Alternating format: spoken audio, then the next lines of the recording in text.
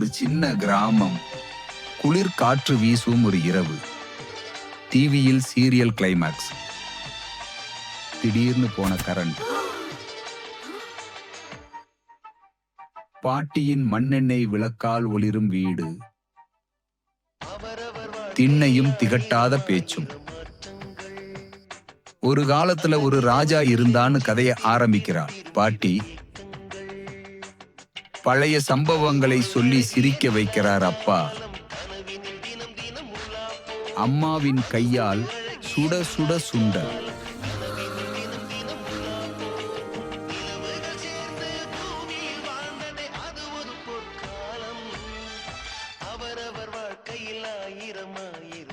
எண்ணிலடங்கா நட்சத்திரங்களை எண்ணிக்கொண்டே மொட்டை மாடியில் ஓர் உறக்கம்.